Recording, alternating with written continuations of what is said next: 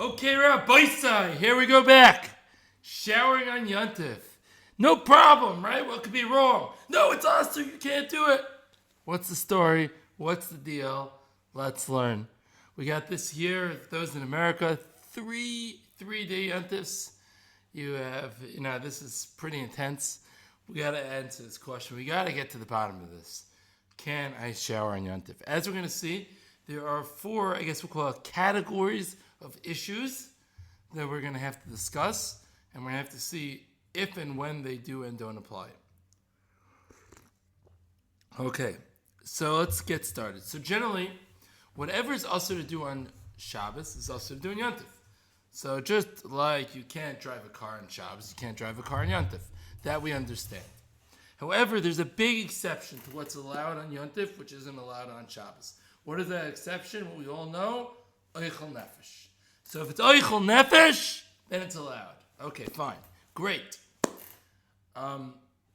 So what's Oichel Nefesh? Generally, primarily, it's food-related malachas.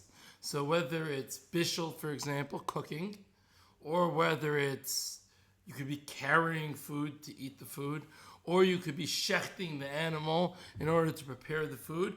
Any of these malachas, which are these food-created malachas, the most striking being bishul, that would be allowed on Yom Tov.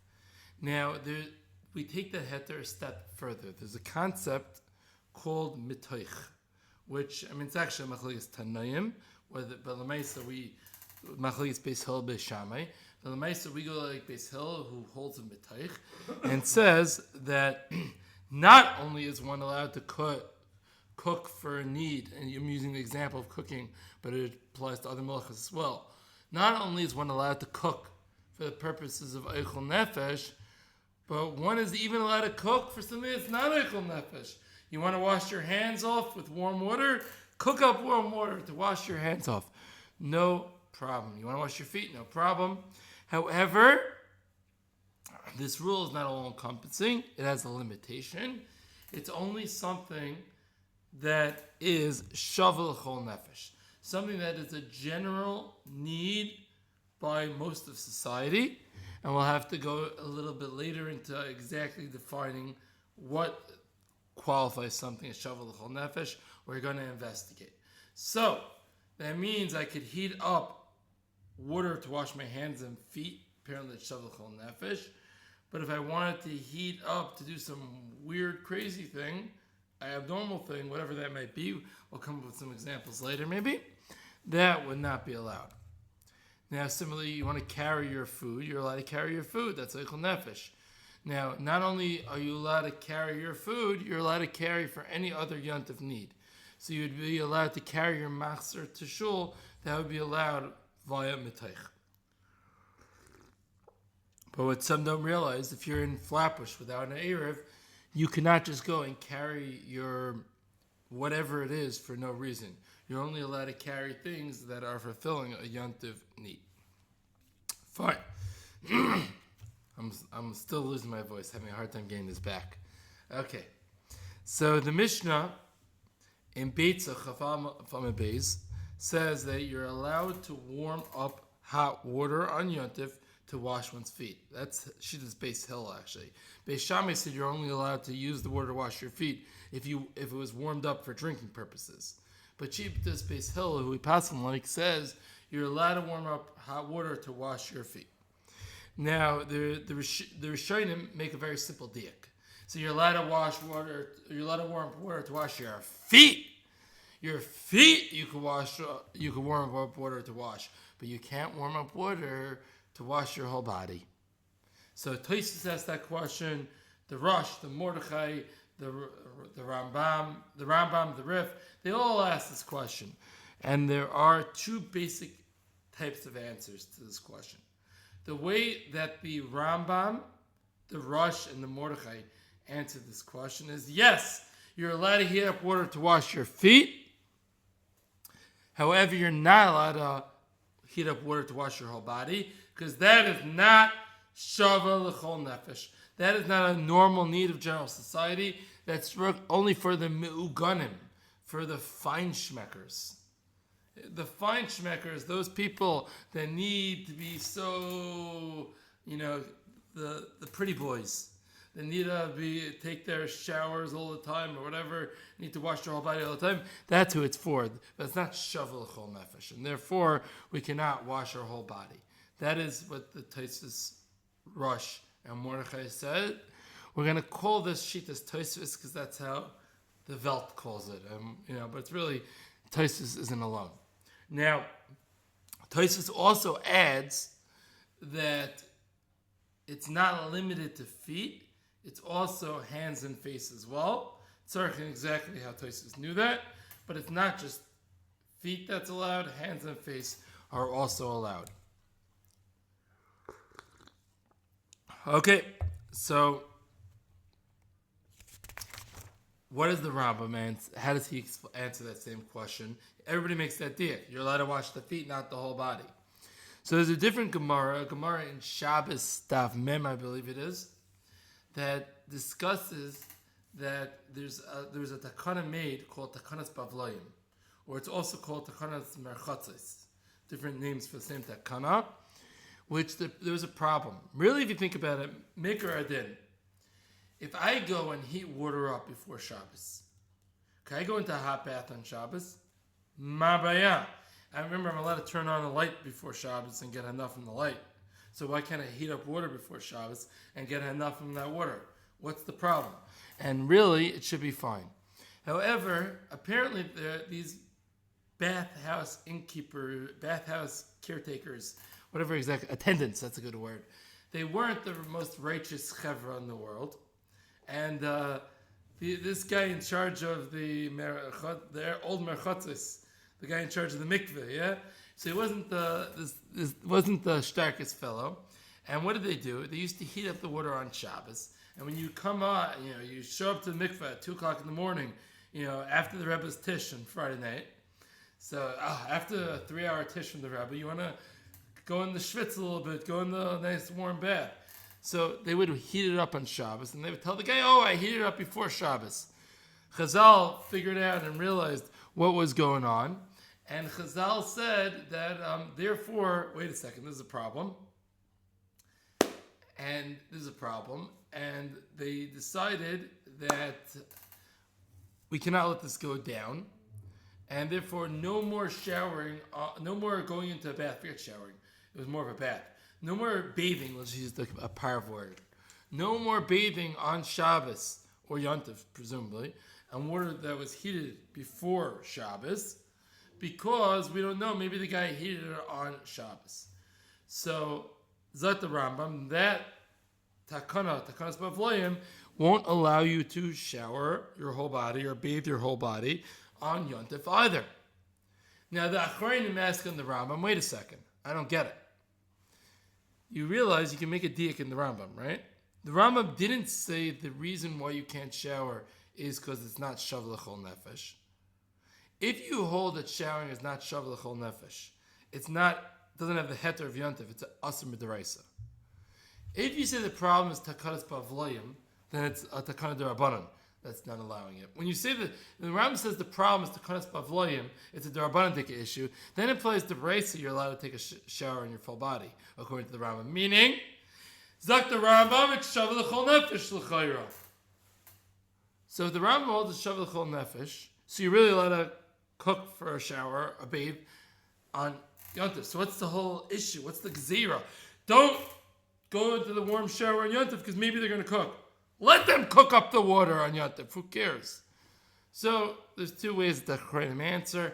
Either there's a chash of schita, or you might come, the olden days, the bath, the dirt, it was a dirt floor or something like that, and you might come to straighten out the floor of the bath, and there was other potential isurim involved. And Lamaisa, at the end of the day, they made a takana that you can't take that shower on Yom Tov when the water was heated up on Yom Tov. However, so that the Rambam, for some reason which isn't completely clear, the takana is a little bit lighter. In the fact that you're allowed to take bathe on Yom Tov in water that was heated before Yom Tov, is what the Rambam says, but not that it was heated on Yom Tov. Whereas on Shabbos, you can't even do it when it was heated before Yom Tov. So that same basic zera applies, but it's a little bit lighter. Does Tosfos hold the gezerah applies to showering on Yom Tov? Probably, I guess so. I mean, he holds it's a regular Deraisa, so he doesn't even get involved in the kana because it's just not relevant. It's Asr Deraisa to bathe on Yom Tov. Okay, Tachas. Both according to Tosfos and the Rambam, they both hold you can't bathe, but they have different reasons. Let's open a little Shulchan Aruch.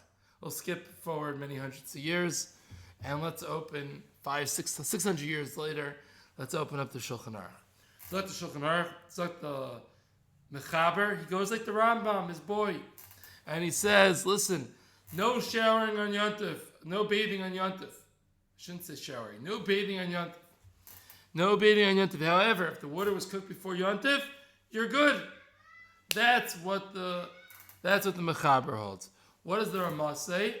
The Ramah says, no, the minhag is that we do not, and v'chei noigim, the minhag is like Tosfos, that it's not shav l'chol nefesh, it's also to shower, we don't shower. So it comes out that we do not shower on Yom Tov, we don't take a bathe on Yom Tov. According to the Mechaber or according to the Ramah, we're not going to bathe on Yom Tov. Different reasons, seemingly. According to the Mechaber, Tachanas Merchatzis or Bavloyim. According to the Ramah, the reason is the Isser D'Oraisa of Bishul. Fine. Fine. So back to our question. Let's ask again. Can we shower on Yom Tov? So let's just sum up what we said so far. The Mishnah is Meduyak that you can't shower your whole body.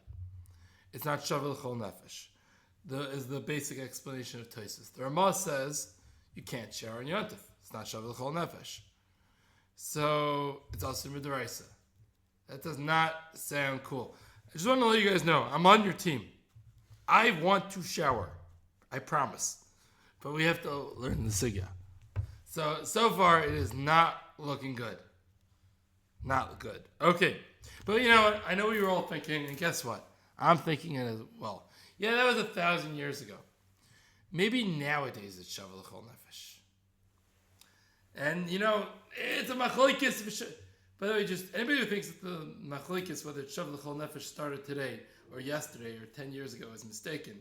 Because this is 1,000-year-old machlokes. The Rambam and Tosfos have been arguing about this for 1,000 years already, whether it was Shav L'Chol Nefesh. But you might say nowadays, even Tosfos would agree that it's Shav L'Chol Nefesh. So, l'chayra, I would say, yeah.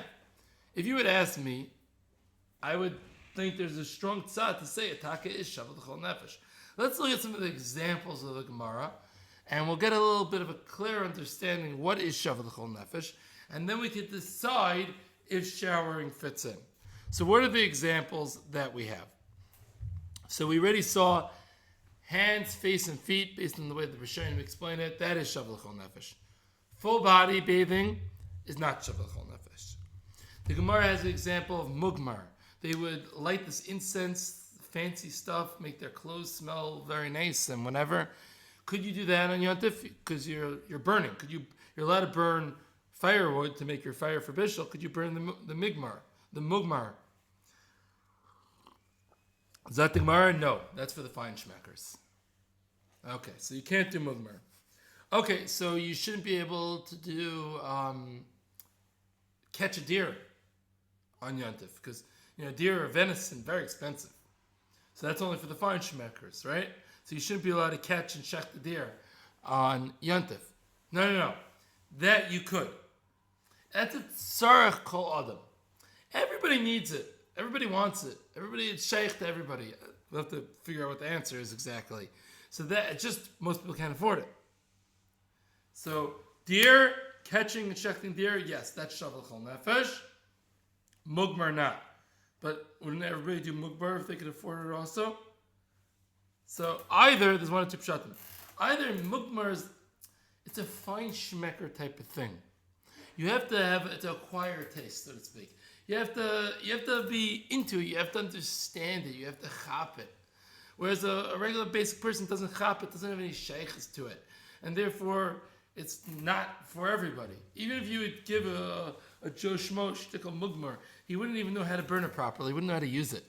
And therefore, that's not shav l'chol nefesh. But you give a regular guy a shtickle a piece of deer, he knows how to eat that good and well. That's one possible teretz. The other possible teretz that I was thinking of, which is a little bit different, is it's a category of eating. Eating venison, deer, is within the category of eating. Everybody's shaykh to the category of eating. Mugbar, none everybody's shaykh to that category. Maybe. Okay, what else? So we have another example. Lefi the shita that Bia Rishona is Asr and Shabbos because it'll make a chabura. You are allowed to have Bia Rishona on Yontif. Why? Because chabura is a subcategory of shchita, and shchita is allowed in Yontif, and therefore Bia Rishona would be allowed. Is that shavu l'chol nefesh? It's not a daily thing, first of all, and this is like a once-off type of situation. But apparently, that within that category is something that is part of normal living for regular people, and therefore that's considered shavu l'chol nefesh.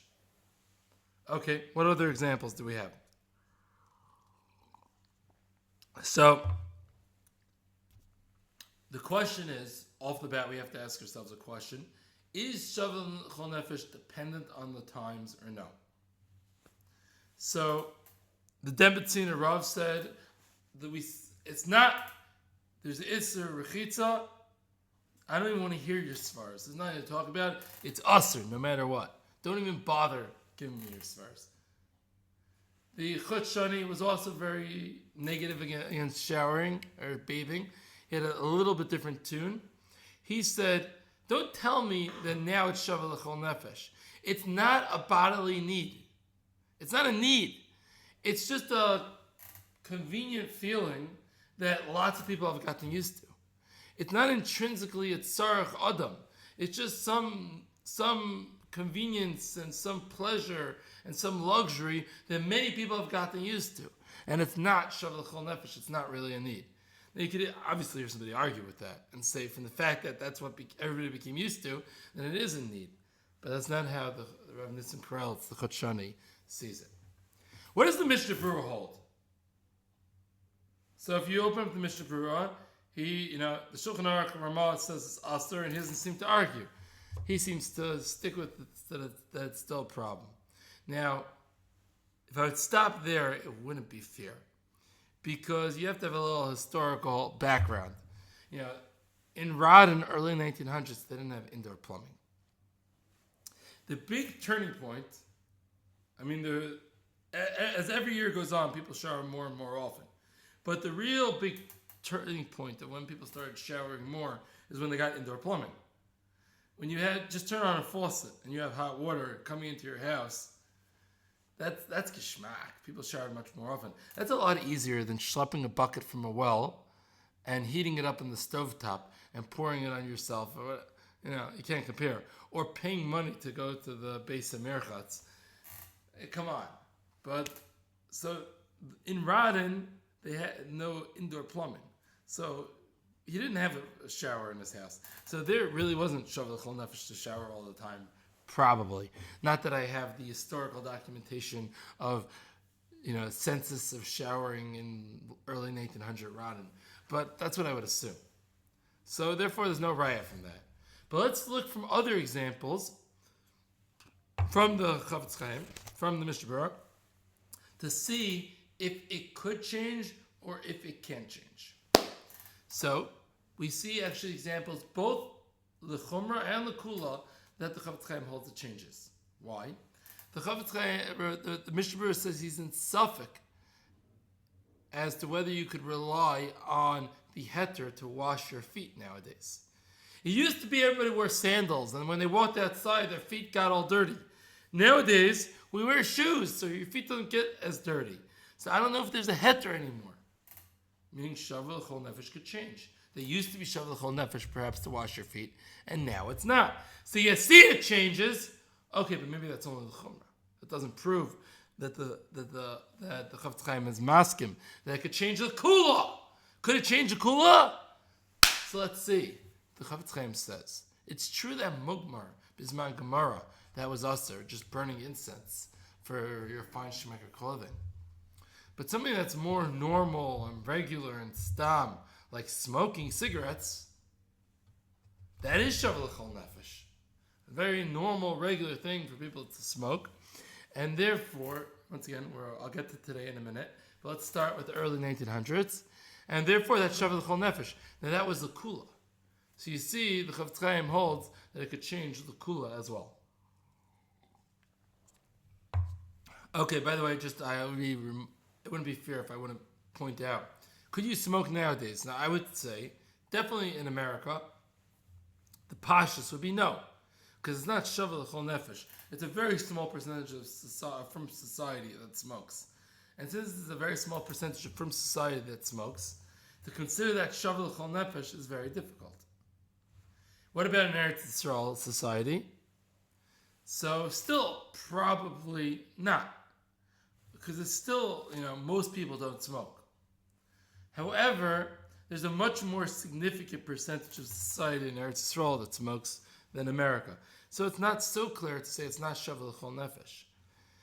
And I would point out, to say l'chol nefesh, you may want to say that it has to fulfill some form of bodily need. Now, some may argue that smoking damages the body. It doesn't help the body. So how could you fulfill a bodily need? And that's a svara to say that smoking would not be allowed. However, one could argue that even though smoking does many horrible, bad things to the body, there are some ways that it's helpful. It helps people with their digestion. And it helps people relieve stress. It is true. Now, do the negatives outweigh the positives by a lot? For sure. No question about it. But since it is servicing the body in a positive way, even though the positive way is... So one definitely could argue that it could still fit within Eichel Nefesh. L'maisa, Moshe Feinstein has a tshuva that he wrote in 1985, or some would say, since it's in the last volume of Igros Moshe, he wrote it after he died. Hamevin Yavin. But Ramoshe has a tshuva from 1985, which he writes that even though nowadays many people have stopped smoking because they say it's unhealthy nowadays, but since most smokers still smoke on Yom Tov, and it's still very normal to smoke on Yom Tov, to smoke in general, then I'm not going to take away the heter of smoking on Yom Tov. That's what Ramoshe wrote in 1985. It seems to be at that point that it had already come out that it was not healthy. However, there was still a high percentage of society that was still smoking. And Ramoshe felt at that point he couldn't take away the heter. What about nowadays? L'chayra Ramoshe would say you could take away the heter, but I can't prove it to you. And would Ramoshe say you take away the heter in Eretz Yisrael? I don't know. It's very unclear. So that's where we're going to leave it.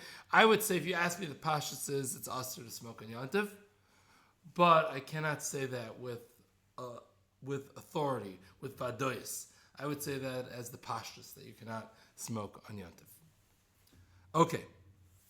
Now let's go weiter. Now, once again, showering. We showed that it could change. Is showering a normal bodily need? Yes, I would say so. Is it something that you do very often? And Shlomo Zalman even points out it doesn't need to be every single day.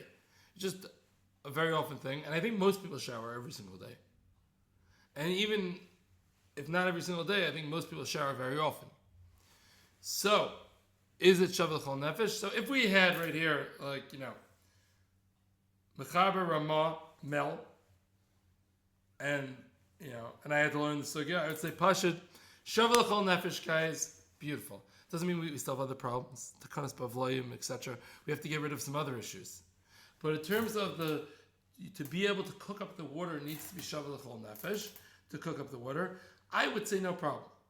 And if you would have asked me, that's how I would have passed them. Now I have a problem, because I opened up the Demetzina Rav and Nissi Krell so far, and they say it's a problem. I happen to think that Nissi Krell is arguing on the Mishnah Berurah, but it's not. There's a way to reconcile it, but it seems that they're arguing. But okay, let's just see what some of the other poskim say. Zotur Shlomo Zalman. Rishon ben Zalman says that since that was the example of the Mishnah, that's the example of the Shulchan Aruch, you're not allowed to do rechitza on Yom Tov, we can't be matter that. You can't go against the example. That's what it says in the Mishnah. That's what it says in Shulchan Aruch. We can't go against it. We don't have the koyach to go against that and say it's mutter. So I don't know whether there's an emotional element to that, whether there's a point more likely that it's a snowball effect. Once you start mattering things that are explicit, then who knows what's going to be next. Or it's a siman min hashemayim not to be matter it. I don't know exactly how to be mefarish what precisely is the nakuda that you can't go against what's written. But if that's what's written, you can't go against it. That's what Shem Zalman. Rav Elyashiv, what does Rav Elyashiv say? He says, no, I don't know if it's Shavuot L'chol Nefesh. Oh, you're telling me now, Eretz Yisrael 20 years ago, that people shower very often? I don't know whether to judge by Rove City or Rove the world. Who knows, the people in Africa, the people in South America, do these people shower often? I don't think so. And therefore, we can't say that with authority it's Shavuot L'chol Nefesh. Now, fast forward 20 years, I Googled it. I don't know if Rav Elyashiv did, but I Googled it, and I looked it up, and it seems to be from my research. I don't know how, I'm not claiming to have done more than 5-10 minutes of research. But according to my research, it seems that most of the world nowadays does shower, at least 5 times a week. Including India and China and Africa and all these places. Once again, I'm sure even within these places, there's lots of different societies and cultures and etc. But in general, it seems that most of the world does shower often. But it didn't seem like Rav Elyashiv was really looking to be mater. I didn't see indication that it was more like he was throwing off the question. I wouldn't say that it was indication that he wanted to be mater. Okay, so come on.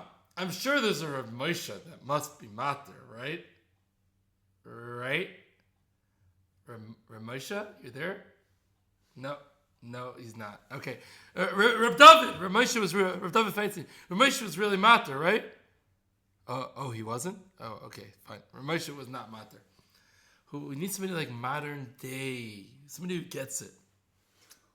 Rav Belsky must have been mater, right? Nope.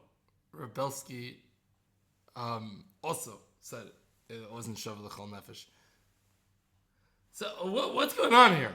And by the way, you hear contemporary poskim says, well, according to the shitas that Shavuot L'chol Nefesh nowadays. So I'm trying to figure out who are these shitas. I'm looking around, I'm checking this sefer, that sefer. I can't find who these shitas are that say Shavuot L'chol Nefesh. So I'm looking around. I see some blog quote says Rav David Cohn is mater. Rav David Cohn's not from Chevron, the Paisik in Flatbush, who's a big Paisik, but he's not like that type of caliber. But once again, I don't even know if he really was, because it's just quoted by somebody. I also saw in one of these things they quoted Rav Abadi is mater. That would not surprise me at all, because Rav Abadi is a huge Talmid Chacham who's generally against the grain, very unconventional type of thought. Make a eitz in your orange juice, silk screen Sefer Torah, etc. So I'm not surprised if he was mater. Once again, I didn't see it either inside. I even asked ChatGPT. Yeah, it couldn't give me a name of anybody who's really mater. So I don't know who these poskim are that are mater. By the way, once again, I'm telling you the way that I learned the sugya, I'd be mater. Something strange is going on. Because anybody who learns the sugya comes out, it should be Shavuot L'chol Nefesh. But there's no big name that wants to put his name on it. What is going on? So I'm going to go to the next point, and then you'll hear I'll give you a theory. Stay tuned. So, granted, let's say we want to say that I'm right. And it's nowadays showering is Shavuot L'chol Nefesh, you're allowed to heat up the water on Yom Tov. But wait a second. Could you take a bath with it? Could you bathe with it? Takanas Pavleim. How are you going to get around that? Oh, by the way, I just want to point out there are Sephardi poskim they're happy to say it's Shavuot L'chol Nefesh. But that doesn't prove anything. Ravad is going to say it's Shavuot L'chol Nefesh. Because the Rambam said it was Shavuot L'chol Nefesh, and the Mechaber said it's Shavuot L'chol Nefesh. So don't start quoting me or Sephardi Poskim, because they're working on a different set of rules over there. So that you can't. That's cheating. If you want to try to quote me a Sephardi Posik, okay, fine. Now, we still have a problem with Takanas Bavloyim, right? The Rambam said it's Shavuot L'chol, or implied it's Shavuot L'chol Nefesh, but he still said you can't shower. I can't bathe. How do we get around that? So, I don't know. It seems like it's a pretty big problem. Now, was the Ramah, if we get rid of the Shavuot L'chol Nefesh, was the Ramah concerned about that Takanas Bavloyim? So we don't know. I can't prove to you with definitiveness, but presumably, yes, he would have been worried. He just didn't have to get into it because showering was Issa D'Oraisa, so he didn't have to start quoting the Isuri D'Rabbanan, the Takanas D'Rabbanan. But would he hold it to issue Takanas D'Rabbanan? Can't prove it. Probably yes. So the Maisa, as I said, the Yalkut Yosef and the Orlet Zion, they allow one to bathe in water that was heated before Shabbos, like the Mechaber. What about the Takanas Bavloyim? How do they get around that? So the Ravadia says that our showers and the Orlet Zion, our private showers in our private houses don't have a din of Takanas Merchatzis. The Takanas Bavloyim was the Takana for the bathhouse. You don't know what that bathhouse attendant is going to do. In your house, you know what's going on, and therefore that Takana doesn't apply. Now, on one hand, I hear that makes a lot of sense. You have much more control in your house. On the other hand, I've seen in my day enough people in their own houses that don't know what they're doing in terms of being, I've seen people on Shabbos turn the tap on medium. And what are you doing? Well, it's warm water, it's not hot. Let me give you guys a little introduction to Plumbing 101. Yeah? The way that it works, there's no cold water tank, hot water tank, and warm water tank in a housing system. There's cold water goes straight through the tap, and there's a hot water tank. Now, what happens is there's two different types of systems. One is the instant heat Yonkers type of system. The instant heat, which is very common in America, or the Yonkers, or which is what they call it over here. Or there's the other system, which is the Dud system, the water boiler system. Let's talk about the water boiler system, because that's what I think most people we deal with more often. So the way that it works is the water boiler is always full. So when you take out hot water, a little cold water goes into the system and gets boiled up. So even though you only want to use warm water on Shabbos, let's say, so what's going on is that a little hot water is going out of the dud, mixing with the cold water, going down your faucet. Into the dud, the boiler, cold water is going in and getting cooked up, assuming that your boiler is over Yatz Lettuce Bay. So therefore, that's Bishul Shabbos. And people do this all the time. So I don't know if I'm so quick to say, oh, in your house, it's okay. In your house, nothing to worry about. There may be something to worry about in people's houses. So it's not so pashut. Okay. Fine. Now, fine. Maybe that's going to be okay. Now, let's work a little bit further. Let's say that most poskim, as I said, are not going to work with the Zervadia and say that Takanas Bavloyim or Takanas Merchatzos will apply in your house as well. So what about, can I take a cold shower? Fine, you're not letting me take my hot shower. You're not letting me take a cold shower is fine. Actually, before I get in the cold shower, so yeah, I'll do it like this. The cold shower, this is a different issue that I'm going to get to soon. But in terms of Takanas Merchatzos or Takanas Bavloyim, there's no issue. That's the whole issue of heating up water. If it's cold, there's no issue of heating up water.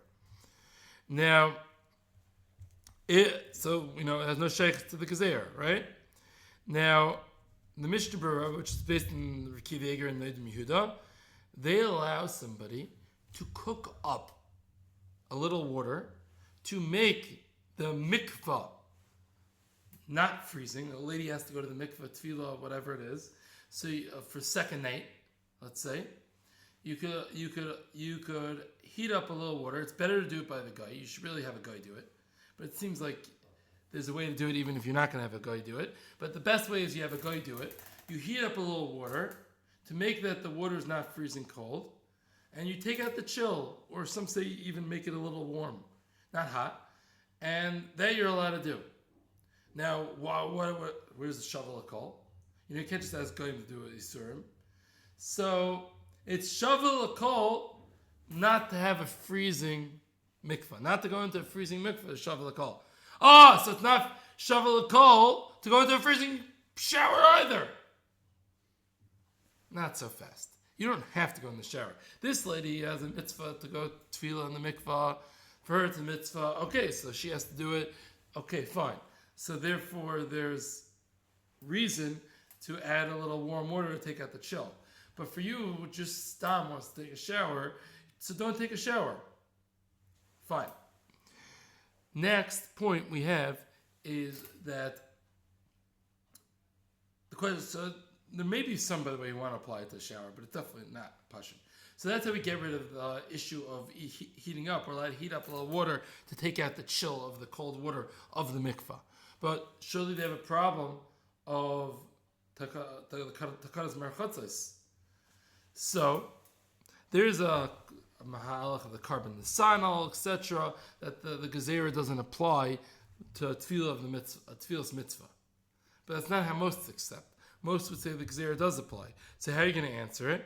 So the Nodim Yehuda and the Cham Tzvi say the whole gezerah, takaras merchatzos, is about taking a nice geschmack, a hot shower. A hot mikvah, hot bath, a warm bath, it doesn't apply, and therefore a warm bath would be allowed. Now the Beis Meir says, wait a second. Rabbi Nodim Yehuda and Rabbi Chacham Tzvi, I'm not sure if he actually said them, I'm sure that chronologically this actually works out, but whatever, I like presenting it this way. Rabbi Nodim Yehuda and Rabbi Chacham Tzvi, do you know what the recipe for warm water is? The recipe is you heat up, generally the way that's done, is you heat up a little water to boiling, and you pour it into the cold water. So why would the takaras merchatzos not apply? Who says they're going to do, if you let them do it, they're going to do it on Shabbos? So it's a problem. So I guess they would respond, this type of bathing was not included. Or it's not so hard to get warm water. Boiling hot water is hard to get. A little warm water is not so hard. One of the two the answers.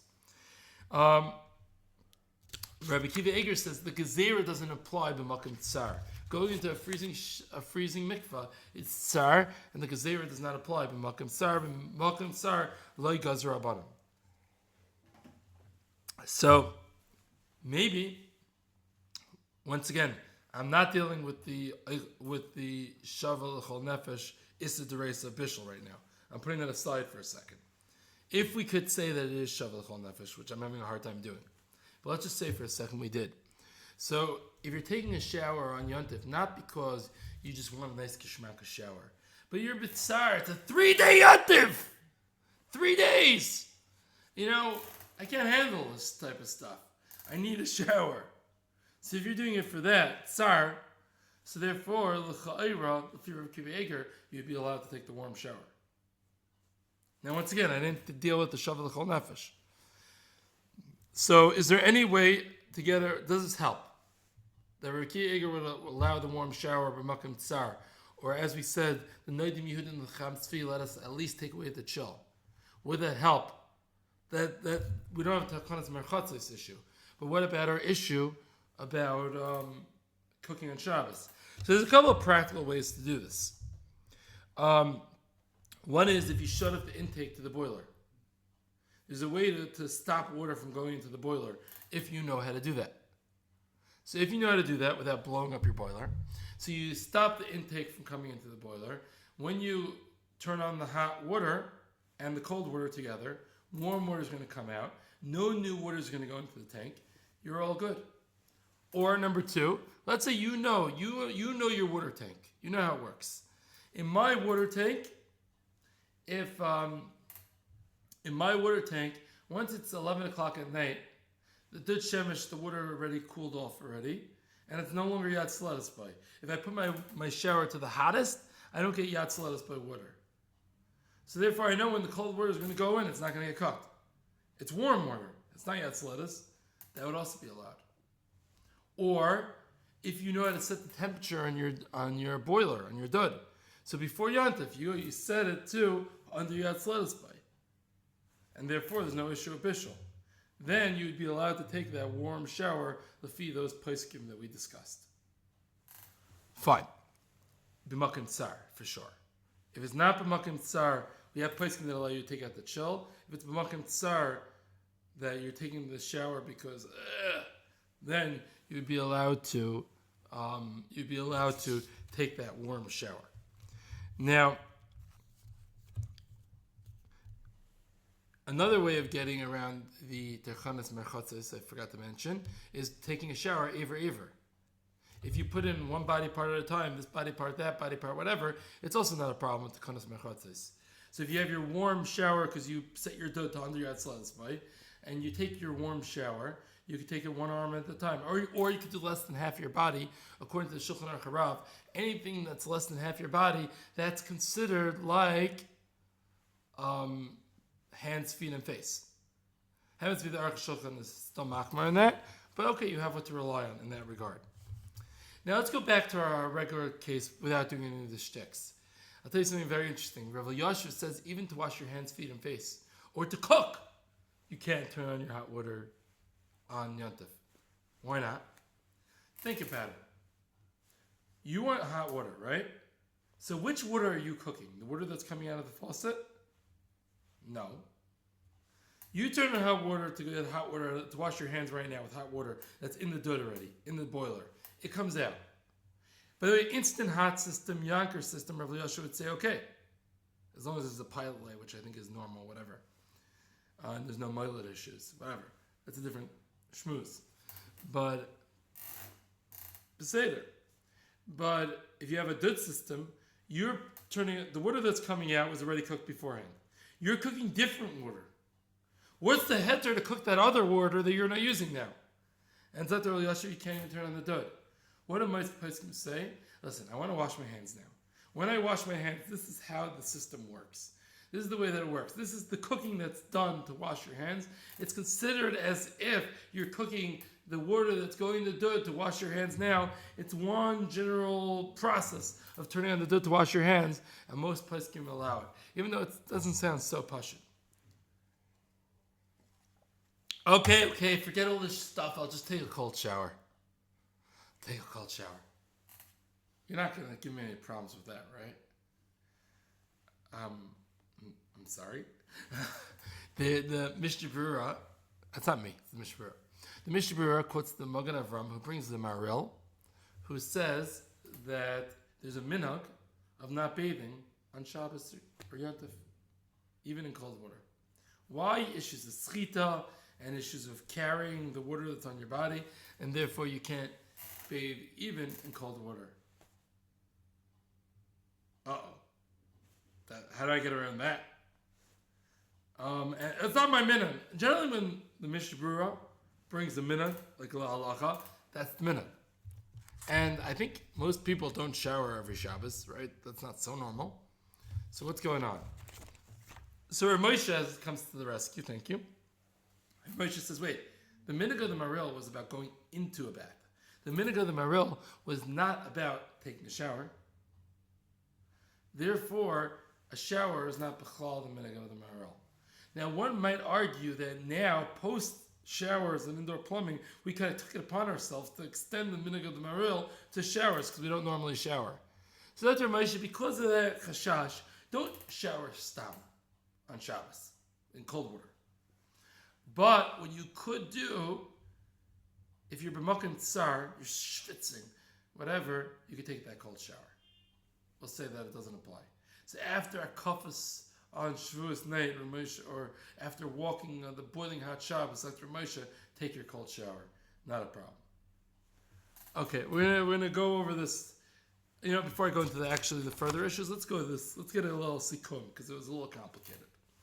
Okay, So all the poskim for hundreds and hundreds of years said that bathing on Yom Tov was a problem. It's not Shav L'Chol Nefesh. If it was up to me to decide, I would say nowadays it is Shav L'Chol Nefesh. The problem is I'm not authorized to say that because the whole slew of poskim seem to say that it's not Shav L'Chol Nefesh. Now I want to tell you my theory why don't they say it's Shav L'Chol Nefesh? I think I have a theory. I don't know if you're really allowed to say this publicly. So whatever. But I think the poskim, a lot of them really felt it is Shav L'Chol Nefesh nowadays. It's just that they felt there's all these other issues of there's Takanas Bavloyim, there's the minig of the Maril, there's the other issues that I'm going to discuss in a second of Schita, etc. And therefore, this is not going to work out. Yeah, maybe if you were Mokim Tsar and you wanted a warm shower and whatever, maybe yeah. But they didn't want to apply the heter because it's going to cause much more problems. And therefore they didn't apply it. Now, that's just a theory. You cannot rely on my theory, la halacha, because I have no proof for it, and it's a theory. And at the end of the day, the poskim did not matter, so I'm not telling you that that's going to be a heter. So at the end of the day, what could you do? So I would say like this. Here's the way to go. If you are cool, it's a one-day Yontif, Eretz Yisrael, it's a regular one-day, first-day Yontif, no issues, no problems. I'm not talking about Simchas Torah. Simchas Torah might be a sweaty day. But your one-day Shavuos, your one-day Pesach, whatever, you're okay. Don't shower. You don't need it, don't shower. Next stage. Okay, you need the shower. Okay, take a cold shower. And take a cold shower to get off the sweat, etc. Okay, I can't handle a freezing cold shower. Okay, you can't handle a freezing cold shower, so we're going to have to get you some warm water. How are we going to get you some warm water? Because I can't cook the water. So let's use one of our tricks. So either you shut off the intake to the dud, that's one option, or you set your dud to the lower temperature. Or what you do is that I turn on the hot water to wash my hands, face, and feet. Because, forget my feet actually, but my hands and my face. Now, is there a halacha that I have to shut the hot water? Is there any halacha requirement for me to close the faucet? L'chera not. Right? I opened the faucet, the heter, to wash my hands and face. Do I have to close it? L'chera not. Then once again, I wouldn't tell them to take the hot shower, but move it to warmish, take out chill, whatever. And then Reuben wants to go and jump into that warm shower, or took away the chill shower. Beseder. The water turned on beheter. L'chera, it's fine. Any other ways of getting this water on? Not really. I'm sure there's one or two other creative things that could be done, but you turn the water on. They make like showers on Shabbos clocks. I'm not sure. Sorry. Okay, so maybe there's another creative way that somebody's going to come up with, but that's one thing that could be done. And take that warm shower. What about the boiling hot shower? Becomes Sephardi. But even if you're Sephardi, it's a problem because you can't heat up the water on Yom Tov. You only use water heated before Yom Tov. Rav Vadia says that water that was heated by the Dud Shemesh is like it was heated before Yom Tov. And then if you shut the intake and you use that hot water, you're okay. Not pushy, guys. Okay, so hot shower is going to be very, very difficult. Yes, I want to take a hot shower, but it's going to be very difficult. Let me just add, once you're taking your shower, I just have to mention it, one has to avoid schita. So you shouldn't be pushing the water out of your hair, and you shouldn't be pushing the shampoo out of your hair. But you want water in your hair. Okay, let the water go in your hair. You want shampoo. Squeeze shampoo in your head. Let the water pressure take care of it to get it out. That would be okay. No bar of soap. That's mimarach. What about the liquid soap? So the liquid soap or the shampoo, once again, most places can say it's fine. There was Ramosha who didn't allow it because it was even liquid soap. So the best is to water it down a little bit, or and use it. Better to water it down before Yom Tov, but if you water it down on Yom Tov, it's also okay. And that's what you would do. What about drying yourself? So the hairy parts of your body, it's better not to, most places can say you can only pad them lightly at most. The Meiser of Shama Zaman as a heta that you're allowed to with a towel, dry like normal, your hairy parts of your body. Has a geschmack of chiddush. The issue is schita. Schita is taking a liquid out of a solid. Over here, it's going from your solid hair to the solid towel. That's b'chal, not schita, and that's allowed. So if you want to, someone wants to rely on Shama Zaman, they certainly could. But once again, at the end of the day, showering is not pashut. It's not simple. If you really need it, we discussed ways to do it. A cold shower is going to be definitely the least complex, and it's really not such a big deal to take a cold shower, especially with that Ramosha. So pretty much if you need a cold shower, you're going to take a cold shower, and that's what we get for showering on Yom Tov. And one more last point that I want to add. Don't forget when you have your 3-day Yom Tov, you're supposed to wash your hands, feet, and face for Shabbos. So don't forget, go to the sink, or forget your feet, but go to the sink, turn it to hot water. Definitely, even if you're being mocked, but not to shower. Go and wash your hands and face with warm water. L'kavod Shabbos Kodesh. Thank you for listening, and enjoy your 3-day Yom Tov.